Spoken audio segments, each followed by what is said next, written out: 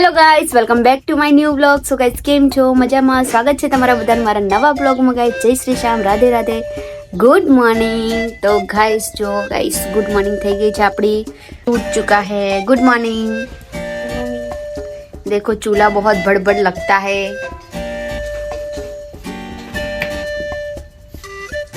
Good morning. કેમ good morning કેમ બોલું છું? ઊંઘ ઉડી રહી હજુ? જો મેં બ્રશ બી કરી લીધું. ત્યાં કર્યું? નહીં કર્યું ના? તો ગાઈસ મસ્ત ચૂલો લાગી ગયો છે, પાણી બી થઈ ગયું છે અને આ બાજુ વાસણ કહાય છે અને અહીં આગળ મસ્ત તડકો આવે છે ને તમે બેઠા છે. ઠંડી બહુ છે ગાઈસ આજે. હજુ ચા પીવાની બાકી છે પણ મેં કીધું પહેલાં ગાઈસને ગુડ મોર્નિંગ કરી દઈએ પછી ચા નાસ્તો કરીએ. તો ગાઈસ બ્લોગમાં બન્યા રહીજો. હજુ દૂધ ગરમ કરવાનું છે, પાણી ગરમ કરવાનું છે, પેલો પાવડર બનાવ્યો છે તો પીવો પડશે ને, તો એ પાવડર પીવાનો છે પેલા, પછી દૂધ પીવાનું છે. તો ગાઈસ આજ તો સન્ડે છે, બધા ઘેર છે આજે, ધમાલ ધમાલ ધમાલ. તો ગાઈસ ચલો આપણે ચા નાસ્તો કરી લઈએ. દૂધ ગરમ કરી લઉં પહેલા. ફ્રીજમાં મૂકી દૂધ. કાલ તો દૂધ ગાઈસ બિલાડી પી ગઈ હતી, બહાર ને બહાર રહી ગયેલું. ખબર નહીં આ બિલાડીનો ત્રાસ છે અમારે ત્યાં. તો બહુ બિલાડીઓ આવી ગઈ છે, એટલી બધી આવી ગઈ છે ને કે વાત જ નહીં. બિલાડી આવે, પછી પેલી સાવડી આવે, પછી શું આ ભૂંડ આવે વાડા, કેટલું જાત જાત. સાપ તો વળી કેટલાય આવે. બિલાડીઓ, સાપ, બિલાડી તો એટલી સહેજ જો દરવાજો ખુલ્લો રહી જાય ને તો અંદર આવી જ છે. દરવાજા બંધ રાખવા પડે, નહીં તો ફ્રીજ એવું બધું મૂકી, ઘરે દૂધ એવું બધું મૂકી દેવું પડે. હે 4 બચ્ચા છે બિલાડીના, તો એ લોકોનું પેટ ભરવા હતું. બિલાડી એવી ગોળી થાય ને, એવા શિકાર કરી લાવે છે ને, કોક દાડો બતાવી બ્લોગમાં. બોલીશ તો તમને એવું લાગે છે આ શું. ચલો દૂધ ગરમ કરી લઈએ.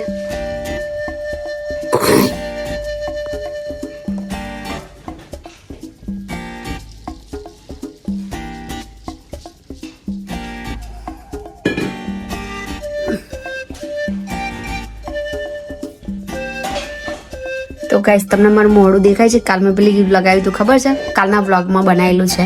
જો તમે ના જોયો હોય કાલનો વ્લોગ તો જોઈ આવજો. પણ જો એમાં મારી સ્કિન કેટલી મસ્ત થઈ ગઈ છે, જો કેટલી ગ્લો કરે છે શિયાળામાં. મોંઘી ક્રીમો નહીં લાવવાની, જો આવું લગાવી દેવાનું એટલે મસ્ત થઈ જાય.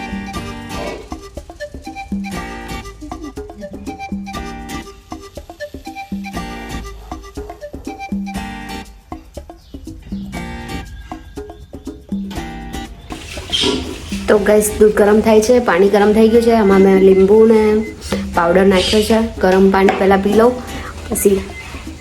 તો તમારે વાતમ ગાઈસ દૂધ ઉભરાઈ જતું હતું.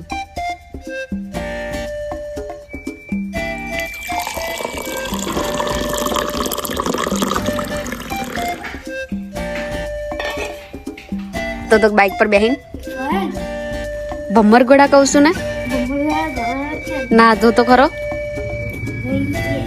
ના ધોયા વગર તાર જવું છે.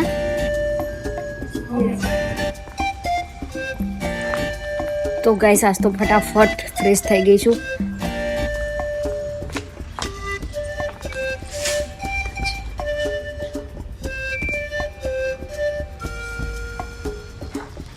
તો ગાઈસ આજ તો ફટાફટ દુકાનમાં જવાનું છે, આપણે પડી ગયા. Good morning. ચલો ગાઈસ આજ તો બાઇક અંદર લાવી દીધું છે.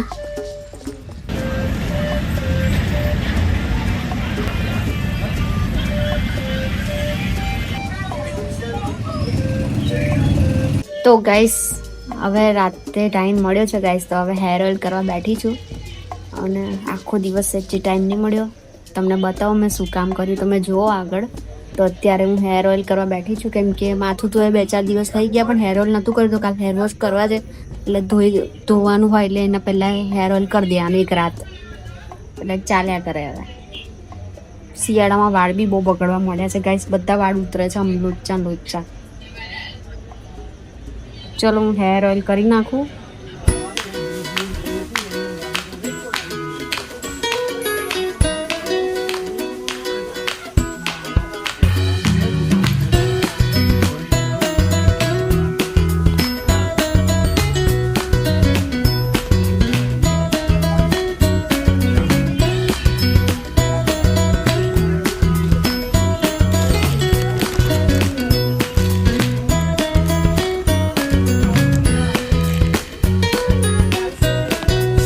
હેર ઓઇલ થઈ ગયું છે અને આજે તો ચોટલી વાર દીધી છે. વાળ રાત્રે ગૂંચવાઈ જાય તો કેટલા બધા જો વાળ તૂટી ગયા.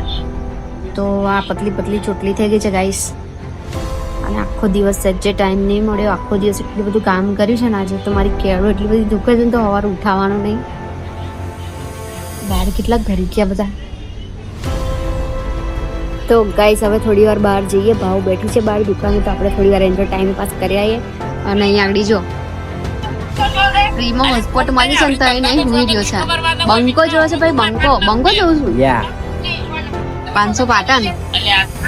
તો ગાઈસ ચલો આપણે બહાર જઈએ થોડી વાર ટાઈમ પાસ. આખો દિવસ ઘેર ને સવારનું એક વાત કહું તમને ગાઈસ. તો મિત્રો આજનો આખો દિવસ મારો એટલો બધો બિઝી રહ્યો ને એટલો બધો વ્યસ્ત રહ્યો ને કે શું કહું તમને. જો સવારથી લઈને દુકાને ગઈ અને આજે અધુરામપુરથી મેં એવું વિચાર્યું કે આજે રવિવાર છે તો આર્યન આખો દિવસ દુકાને બેસશે ને હું સવારથી લઈને સાંજ સુધી બ્લાઉઝ આજે પૂરા કરી નાખીશ જેટલા સિવાય એટલા.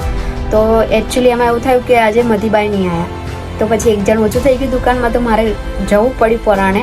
અને પછી ત્યાંથી હું આવી 2 વાગે આવ્યા. પછી મેં ખાધું, ખાઈને સીધી સીવવા બેઠી છું. તમે 4 બ્લાઉઝ આજે સીવ્યા અને 4 બ્લાઉઝ સીવ્યા એટલે આખો દિવસ મને બ્લોગ કરવાનો ટાઈમ જ નહીં મળ્યો. બીજું શું બતાવું તમને ગાઈસ.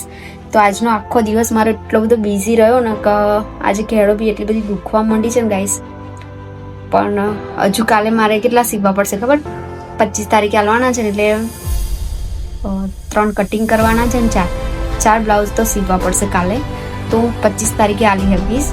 તો ગાઈસ અત્યારે બ્લાઉઝની સિઝન ચાલુ થઈ ગઈ છે. લગ્ન નજીક આવી ગયા છે. બધા લગ્નના બ્લાઉઝ લીધેલા છે, ઓર્ડરના બ્લાઉઝ છે તે પૂરા કરીને ઓર્ડરના ટાઈમે આલવા પડે તો કોઈ આપણી પર ટ્રસ્ટ કરે, બીજી વાર નહીં તો ના કરે.